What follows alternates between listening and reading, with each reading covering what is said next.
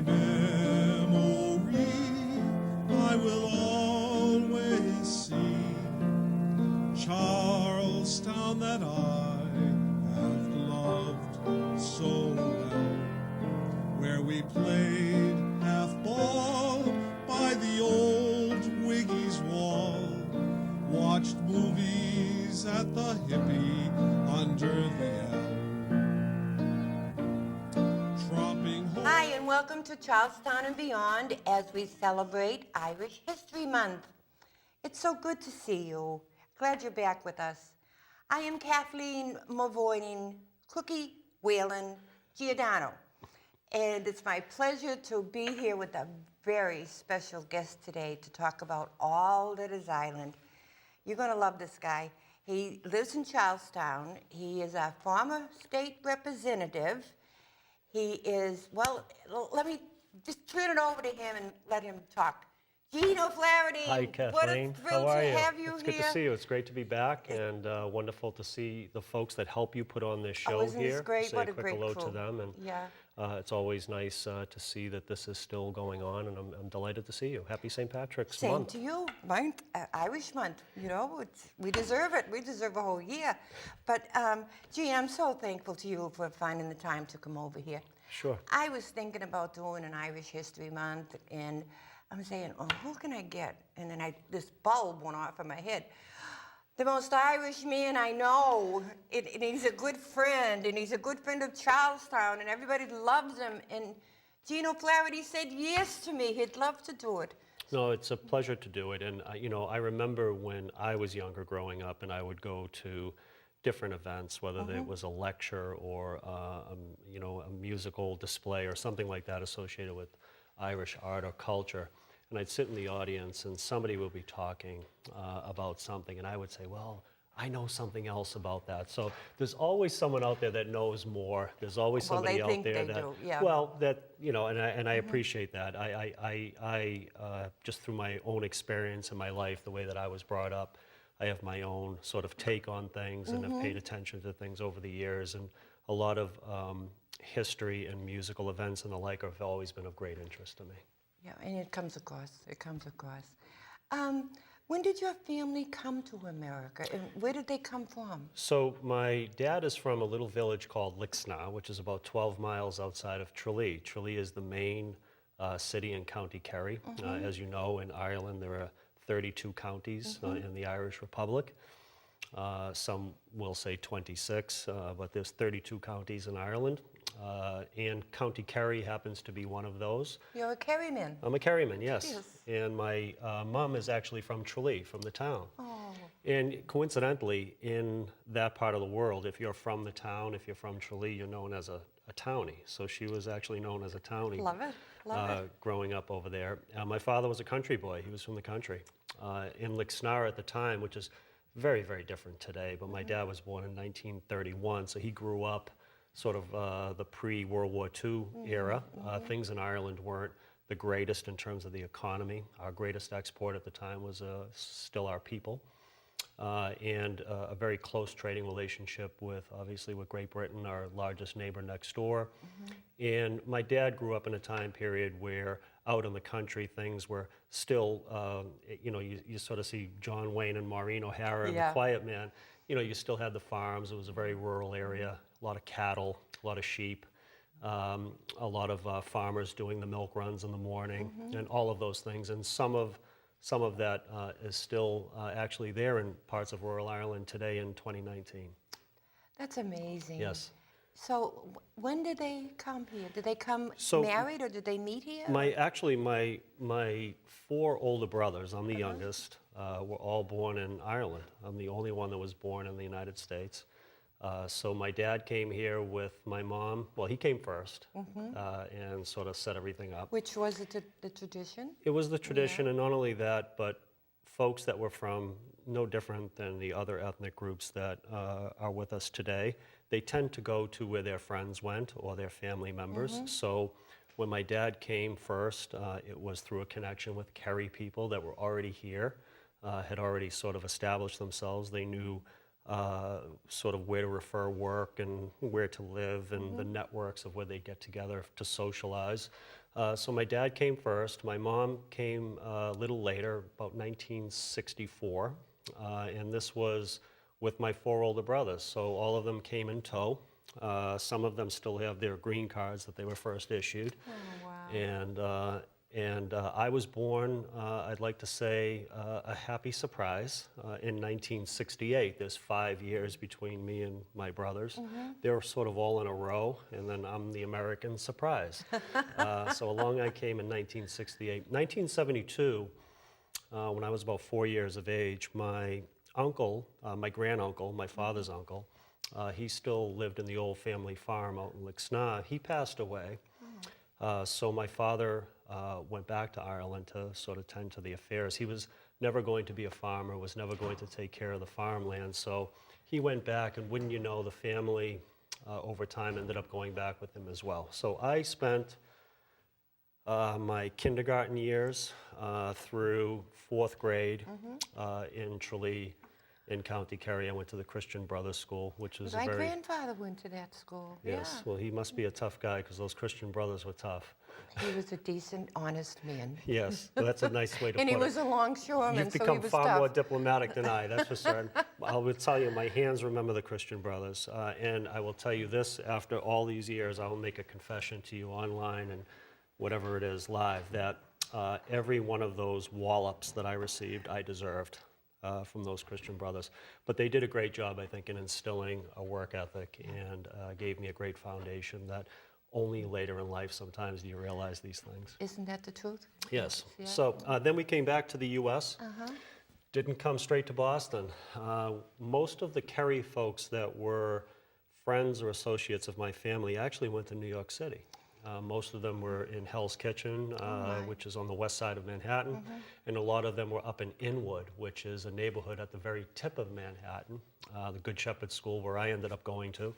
But I ended up, when we came back, I ended up spending a little bit of time down in Hell's Kitchen, went to school up in Inwood at Good Shepherd, and then eventually we made our way up here. So I actually, because when you're younger, your accent can change depending on your environment. That's true. Much more so than when you get older. So when I left Ireland and arrived in New York City, I had an Irish brogue? accent. I had Yeah. a brogue. And by the time I left New York City, I had a New York accent where I'd say coffee. And I came up to Boston with my New York accent, which I think I've lost by now. Yeah. What a youth you had. Really. Yes, I moved around quite a bit. I wouldn't change it for anything. You know, because of my time spent in Ireland, when I came to the U.S., I was great at playing darts, and I was a great pool player, which really wasn't common over here. You know, some segments of Irish folks would play it. Yeah. But anytime I go into a bar or a drinking establishment today and there's a dartboard or a pool table, You it brings me gravitate to back in it? time. Yeah. Absolutely. Oh, Absolutely. that's good. No Irish step in your youth? No, I think I may have tried that out a little while. I played a little Gaelic football when I was in New York City. Inwood had a great team. It's not the same anymore because folks have moved on and they moved Yeah. out to the suburbs. But Inwood at one point in Manhattan was known as the most Irish neighborhood in the U.S. Just the congestion and the congregation of newly arrived immigrants and the Irish that had moved sort of up from the west side of Manhattan and settled in Inwood. Inwood is a very unique part of Manhattan. Not only was it a very Irish neighborhood, but being at the very tip of Manhattan, it was almost bucolic in the sense that it had a beautiful Isham Park and it had a beautiful Inwood Hill Park, which some folks said reminded them a little bit of the homeland because of the open space, which you don't find in Manhattan too much. And we're finding less and less in Boston now, Yes. too. But, So that was you the know, Irish yeah. history, and you know, over the years, obviously my close connection with my family, being from Ireland, when we were in Ireland, we had relatives that were involved in politics. We still have relatives that are involved in politics. My first cousin was just stepped down as the mayor of Tralee, actually. Oh, wow. He's, your mother must have been so thrilled with that. well, my connection, mother you know. with politics, sometimes she liked it and sometimes she didn't, depending on the circumstances. Now, are these cousins on your father's side or your mother's? Actually, on both. On my Yeah. father's side, we had Jimmy Deanahan, who was a TD from North Kerry, which is Tuckdedall, which is a member of Parliament. And then on my mother's side, very interesting story. My mother's father was a great Irish patriot. He fought in 1916 in the Irish Rebellion. He was actually from Dublin.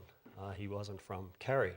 And my grandfather, my maternal grandfather, when he was 17 years of age, fought in 1916. He fought in Marrowbone Lane, which is in Dublin. He was part of the Irish Republican Army. The brigade and the division that he fought with was actually one of the last that surrendered to the British during that time. When he surrendered, he was brought to first a prison in Ireland, but then he was transferred to a prison camp in Wales, which was called Frangach. And Frangach became known as the University of Revolution. It became known as that because 2,000 men, all men, were brought to Frangach. Those 2,000 men had participated in the Irish Rebellion all over the country. And as you can imagine, at a time when there was no internet, no cell phones, these 2,000 men were now brought together. And for the next 2 years, which he spent at Frangach in prison, they collaborated. They learned, in some instances, some of them didn't know the Gaelic language, which had been stripped from the Irish. And they learned the Gaelic language. They learned the old Brehon law, which predates the English law. They learned that there was a history to their being, that there was a whole culture behind them as Irish men and Irish women. And they when they left that prison and they went back to Ireland, eventually they were released. In my grandfather's case, he was the last batch of prisoners that was released. When they came back, they became the guerrilla force that fought in the War of Independence. My grandfather fought again. He was captured again at one point, spent some more time in prison, this time in Ireland. And then when there was civil war, eventually, my grandfather fought on the Republican side against the Free State. The Free State ended up prevailing, and my grandfather went back to prison again. And so this time when he was released, they offered him a job. As a prison guard at this point? They offered him a job up in Dublin, where he was from. Yeah. But in order to take the job, you had to take an oath or an allegiance to the new Free State, which involved an oath or allegiance to the Crown, which he refused to do. So he left his job, and he went down to Kerry, where his prison mate was a guy by the name of Tommy McAllistrom. Now, Tommy McAllistrom and my grandfather, maternal grandfather, Johnny Morgan, as I said, were prison mates in Frangach. And Tommy McAllistrom decided that he was going to run in the newly constituted Irish Parliament. He was going to run as for a member of Parliament, a TD, Tuck the Doll. And my grandfather went down to Kerry and ran his first campaign, and he was elected. He was elected, not to the first Dáil, but he was elected in 1923 as a Sinn Féin candidate, or TD. He was elected. My grandfather ran that campaign, so that's where the politics started. And it turned out, when Tommy McAllistrom won that seat, he held it from 1923 until 1966. Get out. He passed it to his son, Tom McAllistrom Jr. in 1966, who won that seat. Tom McAllistrom Jr. married my father's sister. And so their children, my first cousins, when Tom McAllistrom passed away, I was elected myself as a state representative when he was still alive, which was great because of the connection. He was delighted to see me elected back in 1996. He passed away in 1997, and his son didn't end up winning his seat right away, but my first cousin ended up eventually winning that TD seat where he continued the family tradition, and that's the gentleman I mentioned to you that was the mayor of Tralee. So there's a very close connection, if you will, between those families, between their role in the Irish Republic, the formation of the Irish Republic. I'm very proud that my grandfather received several medals from the Irish government. One of those medals was for active combat against the Black and Tans, which were a notorious ragtag group of criminals that the Crown sent into Ireland to suppress the rebellion. As a result, they burned down the old family stead, which is still part of the old family farm. It's still there today in County Kerry. That was burned down by the Black and Tans. And my grandfather also received a medal for his participation in 1916. I have those medals. My how uncle, wonderful. yeah, my father's, my mother's brother, my Uncle Sean, actually said that, I should be the one in the family to have them because I was the one that showed the interest in this through all the years. And so I'm proud to say that I have them, and they'll be passed on someday. And I'm very proud to be in possession of them. And in 2016, you had the 100-year anniversary. So I was able to bring them back, and a lot of my cousins, the little ones especially, were able to say that that was their great-great-grandfather that, won those medals. So it was a great sight to see. Isn't that Yes, wonderful? yes. Do you get back there often? Do you go visit? Yes, quite a bit. Most of the time that I go back, I go to County Kerry, obviously. Yeah. And a few times I've had to go on official business, which brings me up to Belfast, which is another interesting part of Ireland. An awful lot going on up there. And the reason why I started doing a lot of work in Belfast some years back is obviously there's some of the viewers and may not be familiar with a lot of the politics here, so I'll just quickly explain. So as I mentioned to you earlier, there's 32 counties in Ireland. 6 of them are still part of the United Kingdom.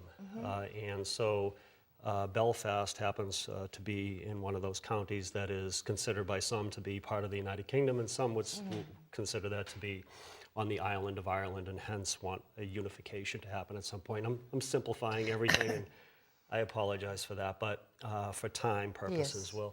So in 2010, when I was still in the legislature, crucial time in the peace process, we had the Good Friday Peace Accord.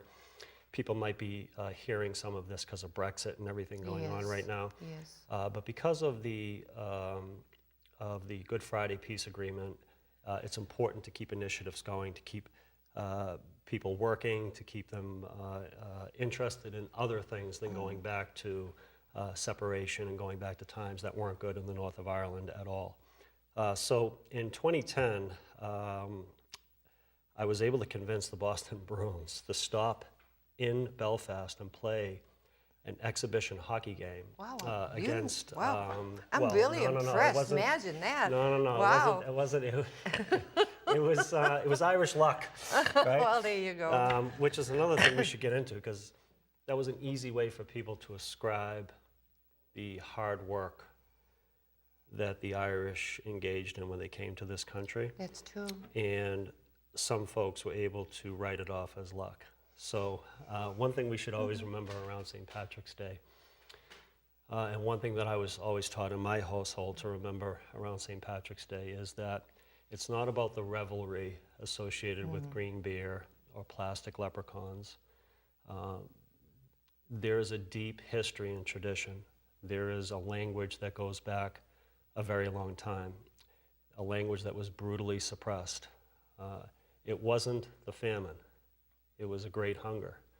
It wasn't a famine because during that time period, more food left Ireland than in any other time in its history up to that point. Wow.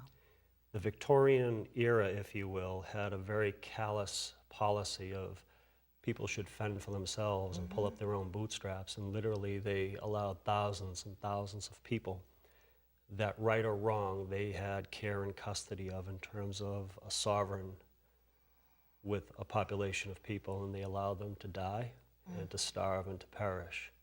And literally thousands died on their journey to America. The Irish are scattered throughout the world. The Irish diaspora has spread to New Zealand, it's spread to Australia, it's in Africa, it's in Europe, it's in the United States, it's in Canada. It's all over the world. And every St. Patrick's Day around this time of the year, we'd always be reminded of that great history, that great tradition that goes beyond That's right. the commercial things that sometimes come our way. That's right. And most churches, most Christian churches celebrate St. Patrick on that day, and rather than the gaiety that the younger crowd seems to enjoy, Yes. You know, I had on the TV last year Father Casey and Ray Flynn and a couple of other people. They were celebrating the anniversary of St. Augustine Cemetery in Southie. Yes. And I had such a thrill sitting around the table with these wonderful men and talking the connections to Ireland and Boston. And that was a very enjoyable program, you know. Yes. Never as good as this one here. So, all right, so you came out to Ireland and you ran for state rep, you won. How did you get to Chelsea? Now, how did your family get to Chelsea? So there's an old expression. My dad was a haberdasher. You know, my dad was always involved in the clothing business. When he was a young man, he worked at Cleary's in Dublin. For some of your viewers that maybe from that time period or maybe from that part of Ireland, they'll know Cleary's. It's almost like a Macy's or Wow. a Jordan Marsh with Yeah. its old blueberry muffins like the old days. Yeah. So my dad worked at Cleary's. He had been in the clothing business his whole life. He ended up in Chelsea because he ended up taking a job as the manager for a tuxedo store there, and he was there for, oh boy, well over 25 years. So when I first ran for office, my dad knew so many people because he had done their weddings, he had done their proms, he did all kinds of stuff, and he was a very old school guy, my dad, in the sense that he was very personable and liked talking and you know, didn't ever rush conversations, and people remembered him because of that and remembered him because of his Irish way and his accent and the way he was. So he was my biggest political. He was just amazing. Yeah, grand man, Yeah. really. Is our grand time man. up? No, I'm trying to figure out. We have a few more minutes. So we Okay. have, what, about 5-10 minutes? Okay. Yeah, 5 minutes. Okay, let me. So you've talked about the politics in Ireland, and we could do 2 shows on that. We could. You know. We could. And But I go. wanted to say about Brexit. Yes, so, please. you know, right now, a lot of folks might be hearing, you know, the Irish border, Brexit, yeah. what are the impacts for Ireland? I mentioned to you earlier, and I apologize, I'm kind of glossing over a lot of stuff quickly. Yeah. But, you know, those 6 counties and the 26 counties in the Republic of Ireland used to be separated by a very hard border. And I remember when I was younger crossing through to go up to Belfast, I would be stopped and you'd have to show your American passport. Now, when I go from Dublin up to Belfast, there is no border. I don't have to stop. Frankly, you wouldn't even know that you crossed into the north of Ireland. And for a lot of folks, especially myself and many others, that's the way we like it. The island of Yes. Ireland Yes. should be united in that sense. So there exists the possibility that with Brexit, there could be the reimposition of a hard border between the Republic and that section of the island. And if that happens, you're going to go back to days of cars and people queuing up to go from one part of Ireland into another part of Ireland, something that will literally bring us back in time. And not only that, can cause dangerous rifts that a lot of folks have been working on for many, many years to keep together, so that the last thing anybody wants is a return to the conflict of many, many decades ago. The good news is the young people are miles ahead of everybody. Their minds are not stuck in the past. good. They're thinking about the future. They're not thinking about the old divides. They're not thinking about old borders. They truly are 21st century young folks that are highly educated, some of the most highly educated in Western Europe. They are looking for opportunities. They're looking for the ability to get out into the world and do what every other young person wants to do, which is And that will experience only life. help the country. Yes. Yeah, yeah. I've never Absolutely. been to Northern Ireland. I've been to Ireland twice, but I understand it is absolutely beautiful in Yes. Northern Ireland, and I should The go next there. time you go, I want folks to think of Belfast the way they think of Galway, the way they think of Cork or Tralee or Dublin or any other part of Ireland. It's a beautiful island, all of it. And for many, many years, unfortunately, that section of the island has had a stereotype. And we know all too well about stereotypes Yes, we do. in Yes. neighborhoods, in Yes. areas, and know how oftentimes they're not true. They're not. And when you yeah. go there, you'll find that those stereotypes are all in the past. Is it It's- more because It's been British against Irish, and there were really hard memories of the way the British treated There are, the and Irish. we could do another 10 shows on Yeah. this, but I want you to, and this is something my father always stressed to me when I was younger. The founding fathers of Irish republicanism were Protestant.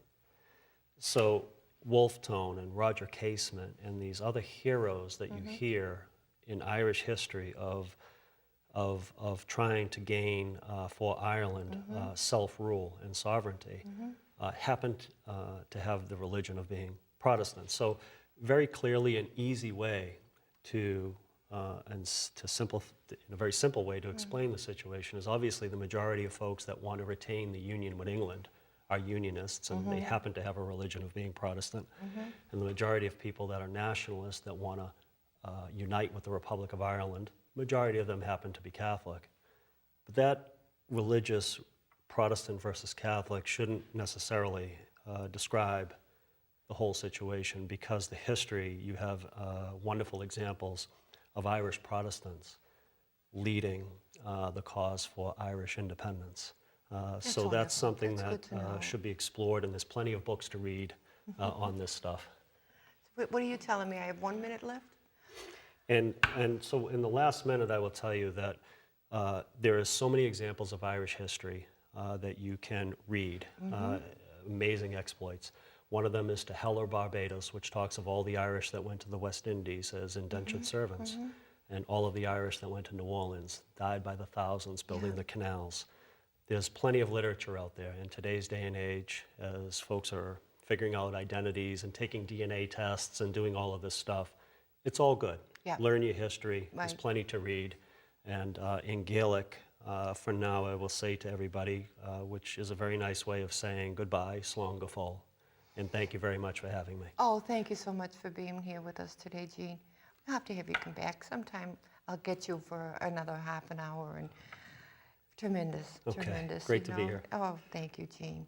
Well, that's the show for today. Where am I? Which camera am I on here? I don't know. I'm on this camera.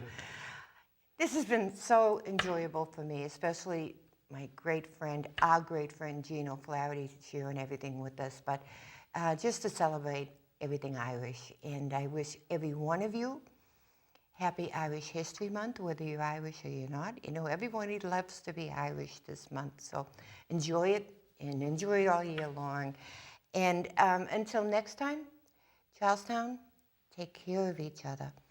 And I'll see you then. Take care. Bye-bye.